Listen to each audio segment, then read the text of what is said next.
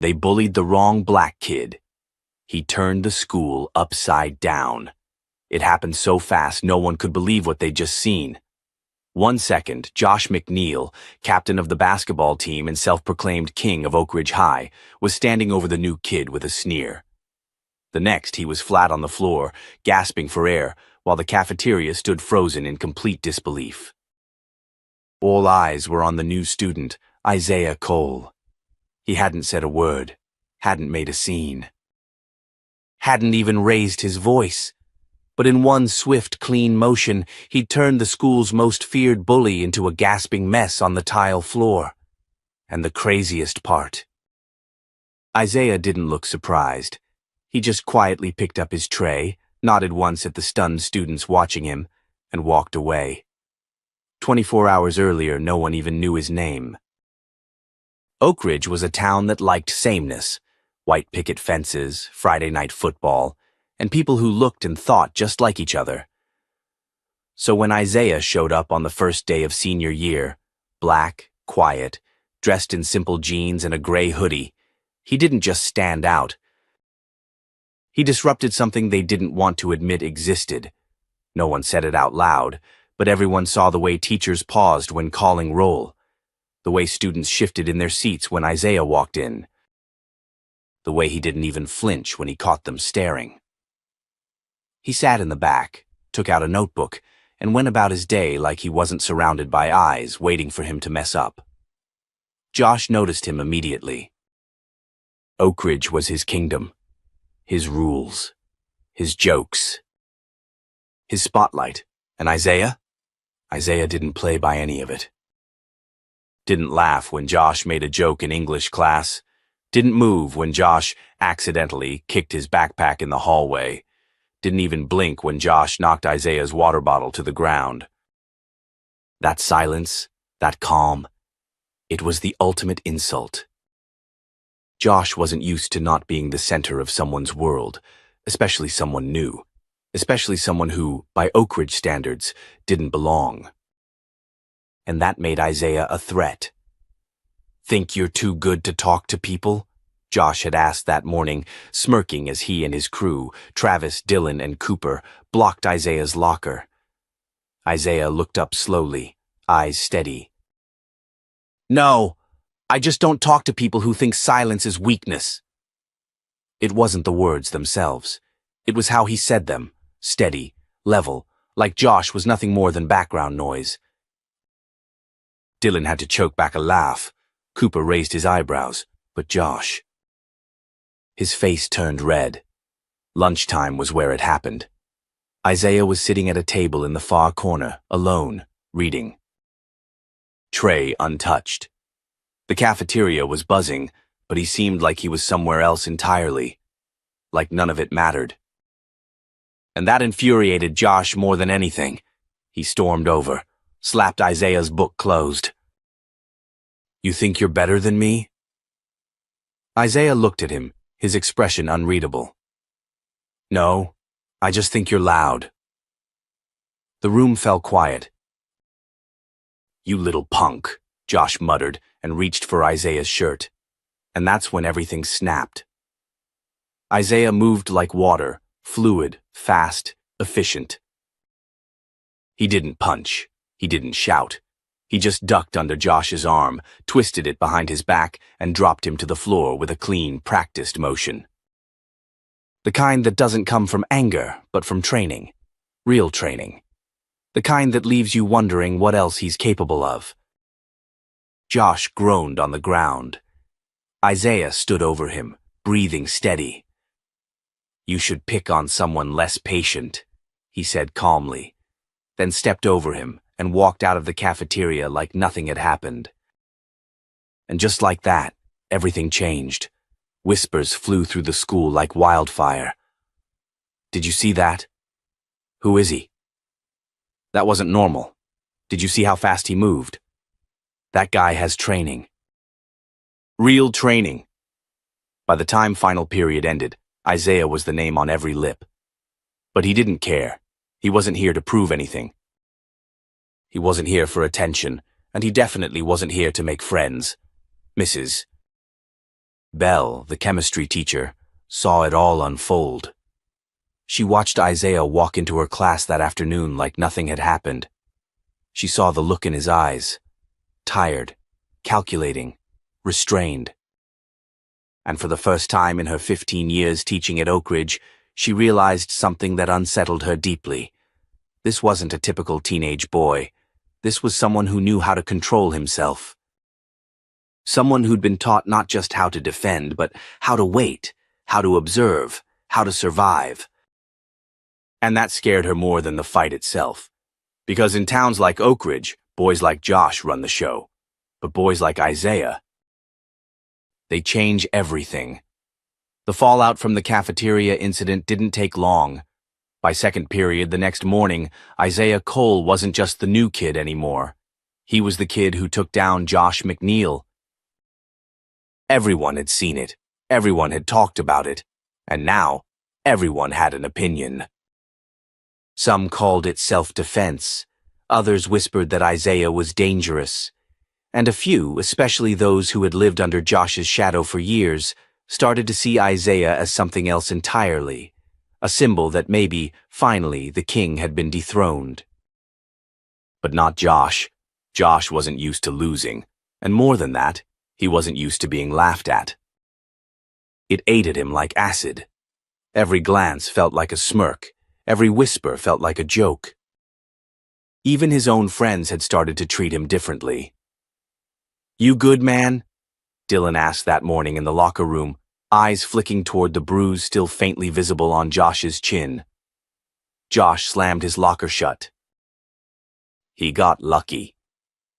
Cooper, always the more cautious one, leaned against the wall. "That didn't look like luck." Josh glared at him. "It looked like I was caught off guard." That's it. But deep down, Josh knew that wasn't it.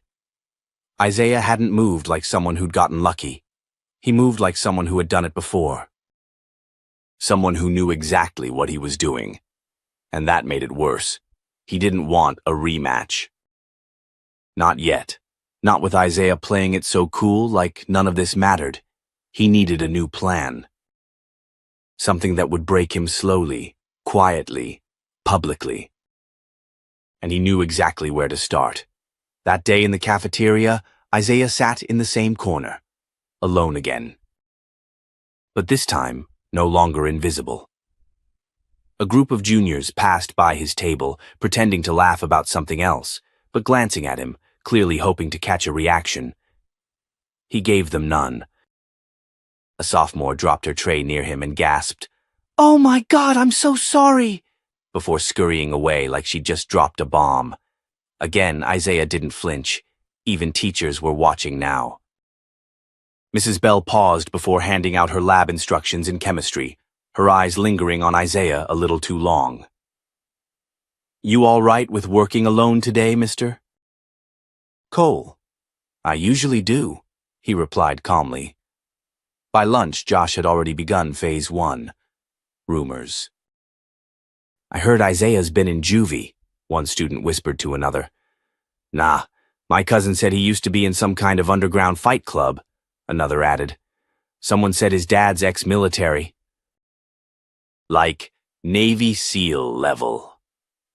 The stories changed with each retelling, but they all led to the same place. Fear. Josh had spread them with care, planting seeds, never appearing to be the source. He didn't want Isaiah angry. Not yet. He wanted Isaiah isolated, mistrusted. Watched like a ticking time bomb, and it worked. By the end of the week, Isaiah's silence was no longer seen as calm. It was seen as ominous. But there was one person who wasn't buying it. Mr. Carter. The history teacher was in his 50s, black, sharp as a razor, and respected across the school. He had seen generations of Oak Ridge students come and go, and he had seen this kind of behavior before. He called Isaiah into his classroom after school on Friday. Isaiah walked in, cautious but composed. "You wanted to see me?" "Close the door, son." Isaiah did. Mr. Carter gestured to the chair across from his desk. "I've been watching you," he said. Isaiah raised an eyebrow. "That's supposed to scare me?" Mr. Carter smiled faintly. "No, but I figured someone should tell you the truth, since most people around here are afraid to." Isaiah leaned back. "Go ahead." "I know what you did in the cafeteria. And I know it wasn't out of anger." Isaiah didn't respond. He just waited. That calm, that control, that doesn't come from YouTube videos. You've been trained. Isaiah's face stayed neutral. "Maybe I've had to learn." Mr. Carter studied him for a long moment. "And maybe you've learned that staying quiet is the best way to survive. But here's the thing, Isaiah. This town, this school, it doesn't reward silence. It punishes it." Isaiah's jaw tightened slightly. "You think if you don't react, they'll get bored." "They won't," Mr. Carter continued. "They'll poke harder. Push more, until they get what they want." Isaiah met his gaze. "And what do they want?" "To break you, Mr. Carter said plainly, "because if you don't follow their rules, they can't control you, and that terrifies them." Silence stretched between them. Mr. Carter leaned forward. "You've got a choice to make. You can keep playing defense, or you can take control of the game." Isaiah stood up slowly. "I'm not here to play games." "Neither was I, once, Mr. Carter said, his voice low, almost bitter. "And I lost years trying to be smaller, quieter. Don't make the same mistake." Isaiah didn't respond. But when he left the classroom, something in his walk had changed. He was still calm, still quiet. But something underneath was shifting, and the people around him could sense it. That weekend, Josh hosted a party. His house. Big turnout, music, drinks, laughter, everything he needed to remind everyone who he still was. Until someone brought up Isaiah. "Dude, I still can't believe he flipped you like that." Josh forced a laugh. "Yeah, funny. Let me show you something." He walked into the living room, plugged his phone into the speaker system, and played a video. It was security footage from the cafeteria. Someone had pulled it off the school servers. Somehow, the fight, the flip. Isaiah walking away. Everyone went silent. "See?" Josh said, laughing nervously. "He sucker punched me." But no one laughed with him, because in the video, it was clear. Isaiah didn't sucker punch anyone. He reacted calmly, precisely, and Josh.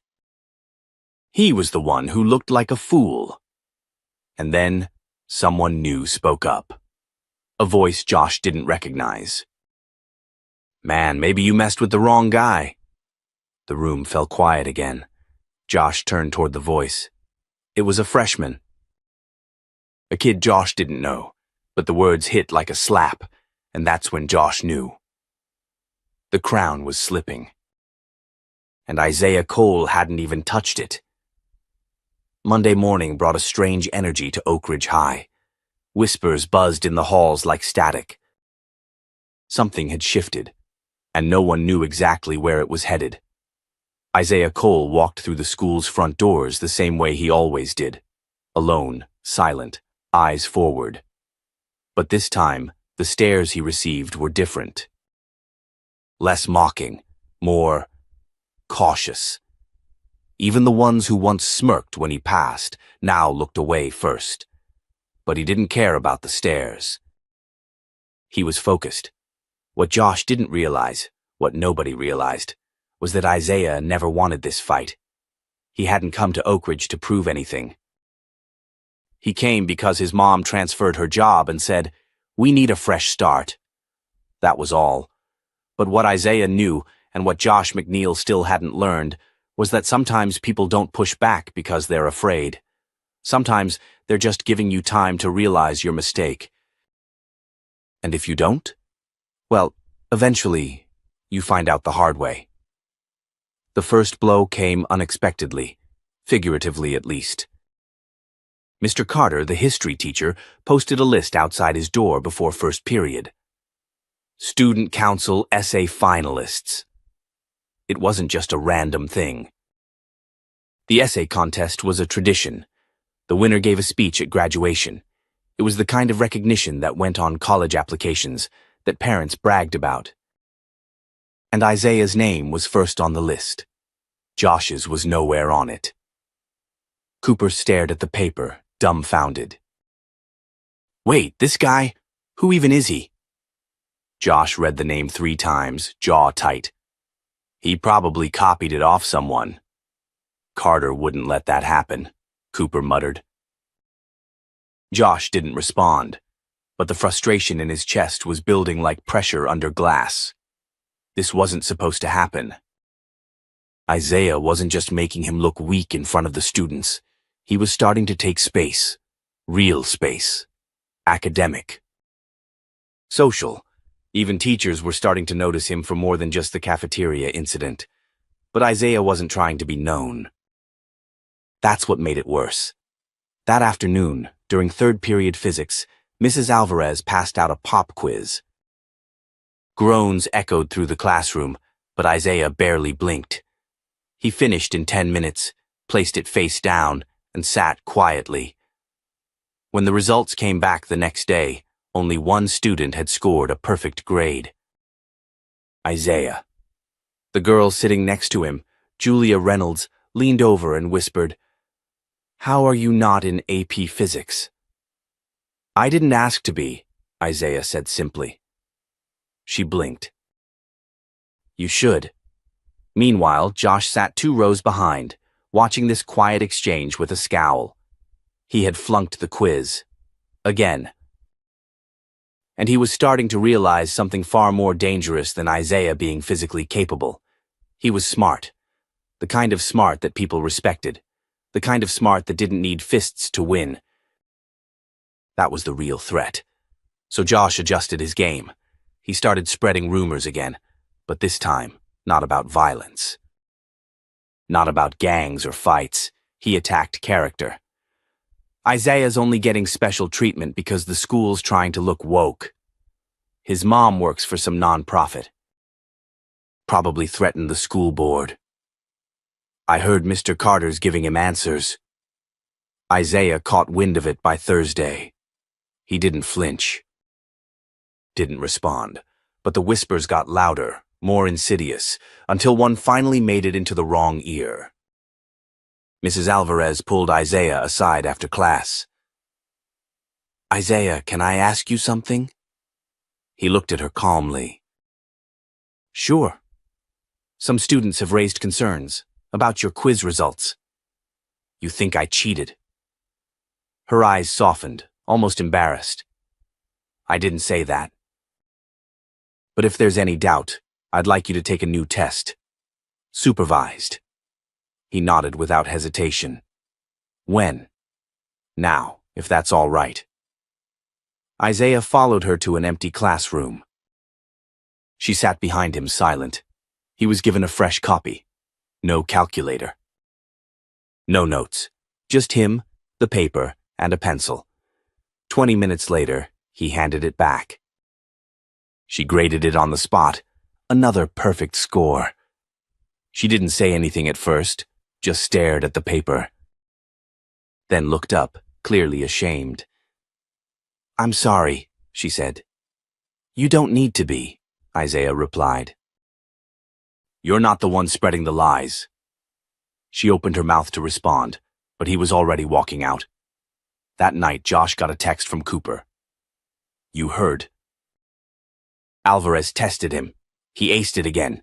Clean. Josh stared at the screen, then slammed his phone on the table. Nothing was working, not the rumors, not the intimidation. Not even the silence. And in a desperate move, Josh decided it was time to turn the school against Isaiah in a way no one could ignore. He created a fake anonymous account and posted a screenshot of Isaiah's essay, ripped straight from the school server using his dad's admin login. Then he captioned it. Funny how the new kid's essay matches a speech from Columbia University in 2019. It was fake, but it looked real, and by morning, it had spread like wildfire. Isaiah walked into school to find his name whispered everywhere again, but this time, not with awe, with suspicion, plagiarism. By third period, he was called into the principal's office. He sat in front of a long wooden desk. Principal McCarthy, a gray-haired man with tired eyes, held the paper like it was a verdict. "We received a concerning report about your essay," he said. Isaiah said nothing. It's been suggested that it closely resembles a published address given by a Columbia graduate. Isaiah remained calm. "Did anyone check the dates?" McCarthy frowned. "What do you mean?" "I wrote mine 3 years ago, for a state writing competition in Atlanta. It won first place. You can verify it." There was a pause, then a knock at the door. It was Mr. Carter, holding a printed PDF from a Georgia Youth Writing Conference, dated March 2021. "This his?" McCarthy asked. "Mr." Carter nodded. "Word for word. Isaiah's been writing like this for years." McCarthy looked stunned. "Then who?" "I don't know," Carter said quietly, but someone wanted to make sure the school stopped looking at him as a student and started seeing him as a threat. Isaiah stood up. "Now do you believe me?" The principal sighed deeply. "I do." But it was too late.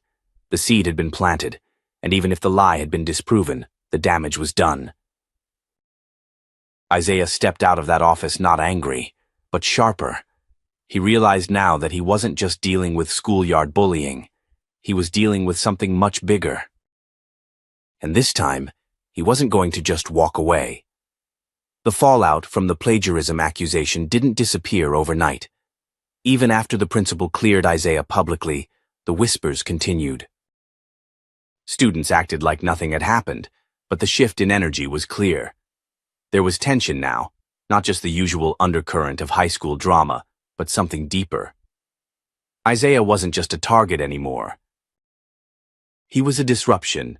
At Oak Ridge High, control mattered more than truth, and Isaiah Cole had upset the balance. Josh McNeil knew it, and he hated it. On Friday, a new rumor surfaced. One even more dangerous. "Isaiah's not just some smart kid. I heard he's got connections. His mom works in government or something. He's probably spying on us." The story spread like wildfire. Dumb. Paranoid, but it worked. Students started keeping their distance. Isaiah's presence made people nervous now, not because he was aggressive, but because they didn't know how far his reach really was. Even teachers hesitated around him. Isaiah noticed. He always noticed. He didn't try to fight the stories anymore. He'd realized something after the incident in the principal's office. People didn't want truth. They wanted comfort, familiarity, and Isaiah made them uncomfortable. That weekend he sat alone in the library, headphones on, researching. Not schoolwork, strategy. He started mapping out who had power at Oak Ridge, who the teachers listened to, which parents were donors. What social clubs held real weight. He wasn't just going to react anymore. He was going to play offense. Meanwhile, Josh wasn't done.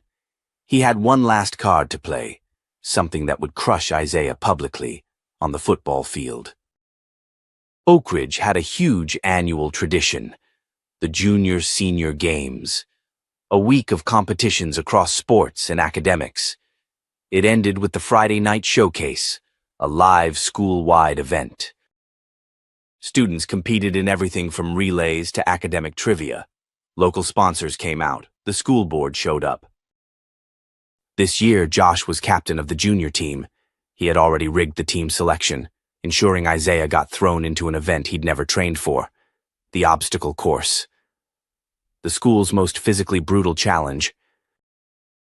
"Let's see how long your perfect record holds up when it's your face in the dirt," Josh said to Cooper, grinning. Cooper hesitated. "Are you sure he won't just dominate that too?" Josh laughed bitterly. "He's not superhuman. He doesn't know the layout. We'll get him to crack." Monday morning, the gym rosters were posted.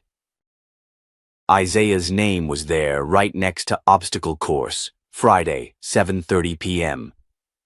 He stared at the sheet for a long moment. Behind him, Josh's voice cut through the hallway noise.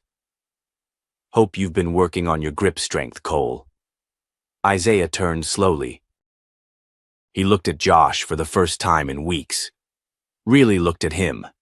And then, without blinking, said, "Hope you've been working on your apologies." Josh's smirk faltered for a second. Then he forced a chuckle and walked off. Isaiah didn't blink. That week, Isaiah trained. Quietly, precisely. He didn't ask for help. Didn't ask questions, but he studied the course, studied the layout. Took mental notes from YouTube videos of past events. At night, he ran drills, practiced bodyweight exercises. Built muscle memory. He didn't care about the trophy. He cared about something more dangerous, exposing weakness. Friday came. The gym bleachers were packed. Parents, students, faculty. Even Principal McCarthy and Superintendent Douglas sat in the front row. The lights were harsh, the music loud. Isaiah stood at the starting line in plain black sweats. No Oak Ridge jersey, no school pride, just him. Josh stood a few feet away in full team colors. He wore gloves, chalked his hands. Stretched dramatically, played to the crowd. The buzzer blared. And the course began. The first hurdle was rope climbing. Josh flew up fast, 2 steps at a time. Isaiah followed, not as flashy but smooth, methodical. Next came the monkey bars. Then the crawl-through tire trench, the balance beams. Josh was ahead. But Isaiah never slowed. It was at the final station, a wall jump, that everything shifted. Josh ran up first, tried to leap, but his footing slipped on the chalked ramp. He stumbled, tried again, missed the edge. The crowd gasped. Isaiah didn't pause. He ran, used the momentum of the ramp, and scaled the wall in one clean move. No dramatic flail, no wasted energy, just timing. He landed on the other side. The buzzer rang again. The gym exploded. Students rose to their feet, cheering. Faculty looked stunned. Josh hadn't even finished the course yet. And Isaiah had won. No one said it aloud, but they all saw it. He hadn't just outperformed Josh. He had dismantled the illusion. Later that night, while the crowd filed out and the school janitors started sweeping confetti from the bleachers, Principal McCarthy approached Isaiah in the hallway. "You didn't just win that race," he said quietly. "You changed the room." Isaiah looked up, meeting his gaze. "No," he replied calmly. "They just saw what was always there." Outside, Josh sat alone in the locker room, his hands clenched into fists, staring at his reflection in a cracked mirror. He wasn't just embarrassed anymore, he was angry, and next time, he wouldn't rely on public humiliation. He would go darker, dirtier, and Isaiah wouldn't see it coming. It wasn't just the win, it was the silence afterward, a kind of hush that fell over Oak Ridge High, like someone had finally cracked the walls of an old building and let fresh air in. Isaiah didn't celebrate. He didn't need to. The look on Josh's face when he fell short in front of the entire school was enough. But power doesn't disappear. It recoils. Josh wasn't done. The next week, the air around school changed again. Less open hostility, more tension in every hallway. Isaiah could feel it, eyes watching him longer, whispers trailing behind. People weren't sure if they respected him or feared him. Some did both. The teachers avoided confrontation. No one wanted to get caught in the crossfire. Principal McCarthy was cordial, even supportive, but distant, like he didn't know whether to treat Isaiah as a student or a story waiting to explode. Isaiah didn't mind. He had bigger things to focus on, but Josh wasn't letting go. He was humiliated. Stripped of his status in one public moment, and he wanted it back. The problem was, he couldn't beat Isaiah in public again. That ship had sailed, so he shifted tactics. If he couldn't beat Isaiah with force, he'd try to destroy his foundation. It started small. Rumors about Isaiah cheating on exams, carefully planted, never loud enough to be traced. Then a locker search by school security, routine, but poorly timed the morning before finals. They found nothing, of course, but it was enough to spark another round of suspicion. Isaiah handled it the same way he always did, with silence. Until one afternoon, something crossed the line. Isaiah arrived at his locker to find his journal missing. It wasn't just a notebook. It held private reflections, strategy sketches, thoughts on the system around him. Nothing illegal, just raw, honest. And now it was gone. He searched the hallway, the gym, the library, nothing. That night, someone uploaded blurry photos to a student-run gossip account, pages from Isaiah's journal, taken out of context. Quotes about power, manipulation, silence as a weapon. By morning, the comments had flooded in. Creepy. Dude's plotting something. Is he gonna snap? Isaiah stared at his phone. His stomach turned, not with fear, but with clarity. They weren't afraid because he was dangerous. They were afraid because he was smarter than they were used to. And that made them uncomfortable. At lunch, he sat alone again. This time, it wasn't by choice. Students looked at him like he was radioactive. Josh passed by his table, slow, deliberate, voice low. Everyone's watching now. You're not a mystery anymore, Cole. You're just another freak who thinks he's better than everyone. Isaiah didn't answer. He simply stood up. Walked straight past Josh, down the hall, into the administrative office. Is Principal McCarthy in? He asked. The secretary nodded, confused. Do you have an appointment? No. But he'll want to hear this. Inside the office, McCarthy looked up from his desk. Isaiah. I'm not here to complain, Isaiah said, calm but firm. I'm here to make something clear. McCarthy folded his hands. Go on. Isaiah sat, voice low but intense. I've tried to stay quiet. I've played by the rules. Even when the system bent them against me. But someone broke into my locker. They stole my personal journal. And now it's being used to target me. McCarthy's face stiffened.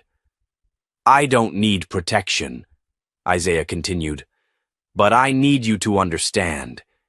If the school doesn't do something about this, I will. McCarthy blinked. Are you threatening me? No, Isaiah said.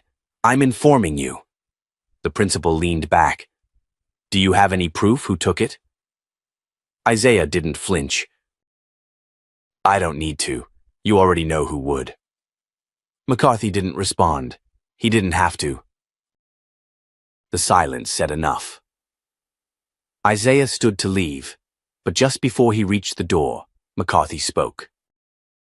Isaiah, you're not wrong, but there's a process. Things take time. Isaiah turned his head slightly.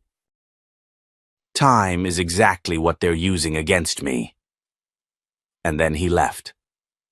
That night, Isaiah changed his strategy. No more reacting. It was time to disrupt.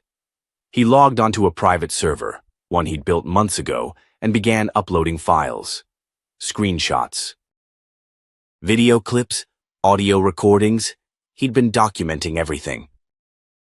Not just bullying, but school policies, teacher misconduct, favoritism in sports programs, even data showing racially skewed suspensions. He didn't plan to release it all. Not yet. But if they pushed him further, he'd make sure Oak Ridge High became national news, and people like Josh McNeil would finally be seen for who they really were. Because Isaiah hadn't just come to survive. He'd come to rebuild the rules from the inside out. And the foundation. It was already cracking. The morning after Isaiah uploaded his files, Oak Ridge High felt different, subtly at first. Teachers were quieter, coaches unusually stiff. Even Principal McCarthy walked through the halls like he was treading on eggshells. Isaiah didn't say a word. He didn't need to. He knew what was coming. At lunch, whispers swirled like a storm cloud gathering over the cafeteria. Someone had anonymously posted a file labeled Oak Ridge Truth Dump on a local student forum. It wasn't just gossip, it was evidence. Video clips of teachers ignoring racial slurs, audio of Coach Branford threatening to bench a kid for not falling in line, charts showing that black students were 3 times more likely to be suspended than white ones. The whole school was looking at their world through different eyes. Even the students who used to mock Isaiah now avoided eye contact. Some were embarrassed, others just afraid. And Josh McNeil? He was furious. When Isaiah passed by his table, Josh stood abruptly, slamming his tray onto the floor. "You think hiding behind a screen makes you powerful?" Isaiah didn't flinch. He stopped, turned slowly. His voice was low and measured. "You've had power your whole life, Josh. Look where it got you." Josh's nostrils flared. He stepped forward. "You think you're better than me?" "No," Isaiah said. "I just stopped pretending you were better than me." The cafeteria froze. Josh stood there, fists clenched, red-faced, but he didn't move, because now every eye was on him. Not as the king of Oak Ridge, but as the liar exposed. And he knew it. Isaiah turned and walked away, calm as ever. But in the shadows, another battle was brewing. That afternoon, Isaiah was called to the principal's office. He stepped inside, shut the door behind him. McCarthy stood by the window, tense. "You leaked confidential data," McCarthy said without turning. "I exposed patterns," Isaiah corrected. "You accessed restricted systems. That's a serious violation." Isaiah stepped forward, voice steady. "You knew about those patterns. You ignored them." McCarthy turned. "That's not how change works." "No," Isaiah said. "That's how cover-ups work." There was a pause. McCarthy exhaled slowly, then pulled a folder from his desk. He slid it across. "I got a call from the district superintendent this morning. They've opened an independent investigation." Isaiah's jaw tightened. "They're not happy, Isaiah. Neither are some of the donors backing our athletics department." "People want someone to blame." "Of course they do," Isaiah said, "but blaming me won't fix your culture." McCarthy's gaze darkened. "I'm not trying to fix the culture. I'm trying to stop this school from burning down." "Maybe it needs to," Isaiah said, eyes locked on his. "So something better can grow." McCarthy stared at him a long moment. "You're suspended." 3 days, effective immediately." Isaiah didn't look surprised. He simply picked up the folder and nodded once. "Noted."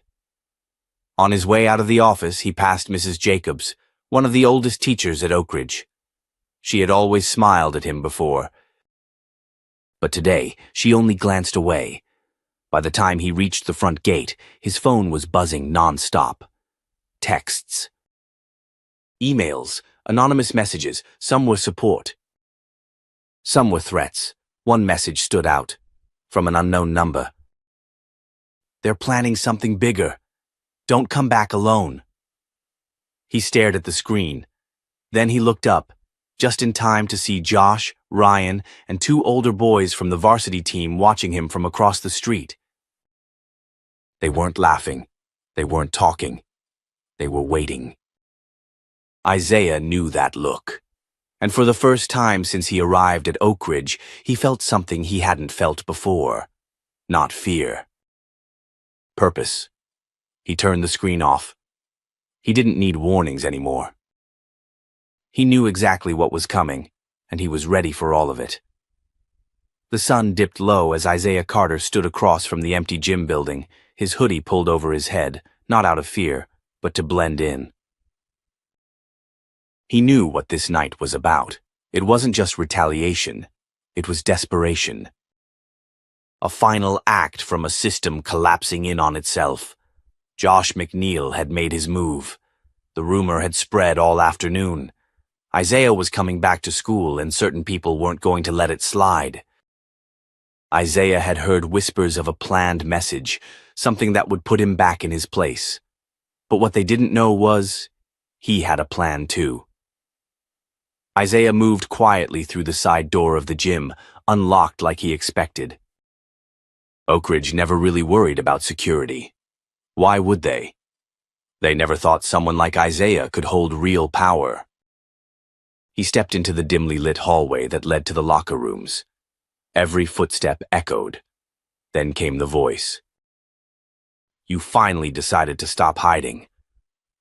Josh's silhouette appeared from behind the weight benches, flanked by Ryan Carter and two other seniors, Eli Benson, linebacker, and Derek Chan, wrestling team captain. They stood in a loose semicircle, trying to trap him. Isaiah's voice was calm. "You know what's crazy, Josh? I was never hiding. You just weren't ready to see me." Josh sneered. "You think because you embarrassed me, got people talking, that makes you powerful? You're nothing but a hacker with a chip on your shoulder." Isaiah stepped forward, unafraid. "I didn't hack anything. I used the truth, something you've run from your whole life." Ryan laughed low. "You really think you're changing anything? This school, this town, it'll never be yours." "That's where you're wrong," Isaiah said. "It was never about owning it. It was about exposing it." Josh's smirk faded. Suddenly, Derek lunged. But Isaiah was ready. He sidestepped, grabbed Derek's arm, twisted him off balance, and sent him crashing into the benches with a loud thud. Eli charged next, barreling forward like a train. Isaiah ducked low, swept his leg under him, and the linebacker collapsed to the ground with a heavy groan. Ryan hesitated. That pause was all Isaiah needed. He grabbed a small pocket-sized taser from his waistband, a legal one, registered, something his mother had insisted he carry since they moved. He didn't use it, just showed it. Ryan froze. "I didn't come here to fight," Isaiah said, voice sharp. "But I won't run." Josh was the last one standing now, breathing heavy, jaw clenched. He looked around, at the bodies of his teammates groaning, at Isaiah who hadn't broken a sweat. "This isn't over," he said through gritted teeth. Isaiah stepped closer, quiet and controlled. "Yeah, it is, because the cameras I installed in this gym caught every second of this." Josh's eyes widened. "You're bluffing." Isaiah pulled out his phone. One tap, and the screen played back the exact footage, silent, clear, time-stamped. Josh watched himself sneer, watched his boys attack first. His chest rose and fell faster now. "You assaulted me," Isaiah said, "on school property, in a space with no adults, during my suspension. You're looking at expulsion, maybe charges, and I'm not even going to press play publicly, unless you give me a reason." Josh was speechless. for once, utterly powerless. The twist was never in the strength. It was the setup. Isaiah had known this moment was coming. He had planned every piece. Let the rumor spread. Let them bait him.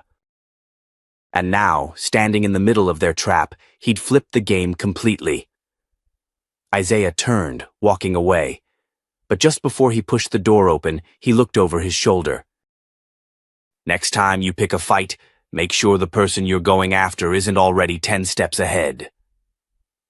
As he walked into the night air, he didn't smile, he didn't gloat, because this was never about revenge. It was about taking back the narrative, and now the final chapter was his to write. It started with silence. The next morning, Oak Ridge High felt like a different world. No Josh McNeil pacing the hallways, no Ryan Carter tossing snide remarks near the lockers, no tense stares when Isaiah passed through the cafeteria. Just silence. By third period, the rumor had solidified into fact. Josh, Ryan, Derek, and Eli had been suspended indefinitely. There was even talk of expulsion hearings. Word had gotten out. Someone had submitted a full report to the school board, complete with time-stamped video footage, student statements, and digital evidence of harassment. No one knew exactly who turned it in, but everyone had a pretty good idea. Isaiah Carter had turned the school upside down. But what most students didn't know, what even some teachers couldn't figure out, was how a quiet black kid from the East Side had managed to outthink, outmaneuver, and outlast the most powerful group on campus without ever throwing a single illegal punch. Mr. Bennett, the civics teacher, and one of the few faculty who had always watched Isaiah closely, paused him outside his classroom that afternoon. "I read the board meeting summary," he said, voice low. "I'm guessing you had something to do with that outcome." Isaiah shrugged. "Just made sure the truth had a voice." Mr. Bennett smiled, nodding. "You did more than that, Isaiah. You gave a lot of students something they didn't know they needed, hope." But not everyone was hopeful.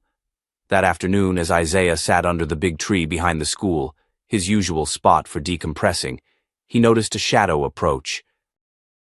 It was Josh. His eyes weren't defiant anymore. There was no swagger in his step. Just a heavy, quiet walk. Isaiah didn't stand. He didn't need to. Josh sat down across from him, not looking directly at him at first. He fiddled with his sleeve, breathed in deep, then finally spoke. "I was wrong," he said. Isaiah didn't blink. "I thought, if I controlled everything, no one could touch me. But you didn't fight me with fists. You let me fight myself, and I lost." Isaiah finally looked him in the eyes. "It was never about beating you, Josh. It was about stopping you." Josh nodded slowly. "Yeah, and you did." There was no apology beyond that. No dramatic breakdown, but Isaiah didn't need one. That sentence held more truth than any forced sorry ever could. The following week, Oak Ridge High voted to establish a new student-led disciplinary council, a proposal that had sat ignored in the student government folder for 2 years. Isaiah was invited to join. He declined. He wasn't looking for a seat at the table. He had already built his own. But something did change. Students started speaking up more. A freshman who'd been quietly dealing with harassment in the robotics lab came forward. A Latina junior finally reported the jokes she'd been enduring for months. And teachers began listening differently, asking instead of assuming. It wasn't a perfect transformation. Some things took longer to shift. But a crack had been made. And from that crack, something real began to grow. The final Friday before spring break, Isaiah found himself surrounded by a circle of students. Some he'd never spoken to before, others who had once kept their distance. Someone had started calling the spot under the tree Isaiah's corner. He didn't love the name, but he smiled at it anyway. "You know," said Julia, a junior who once avoided him in the cafeteria. "This school actually feels different now, like I don't wake up dreading it." Isaiah glanced toward the gym where everything had started. "One person can't fix a place like Oak Ridge," he said, "but if you shake it hard enough, it might start fixing itself." They sat in silence for a moment. Then Julia asked, "What made you keep going?" "You could have just walked away." Isaiah looked at her, his eyes calm but firm. "Because too many people walk away, and I'm tired of seeing silence win." That night, Isaiah uploaded one last video to the school forum. His face appeared on screen. No hoodie, no hiding. "If you're watching this, you probably know what happened," he said. "You've heard the stories. But this isn't about me. It's about what happens when you stand up, not for revenge, not for ego, but for what's right. Because truth doesn't shout. It waits, and when it finally speaks, it doesn't need to raise its voice to shake a system." He paused, then added, "To anyone who's ever been pushed down, cornered, or silenced, your voice matters. You don't need power to make change. You just need courage." The video ended with a single sentence, typed in bold across a black screen. "They bullied the wrong kid." Now, the whole school knows why. If this story moved you, drop a comment below. Share your thoughts. And if you believe in stories that challenge injustice, flip the script and give power back to those who deserve it. Subscribe, because this is only the beginning.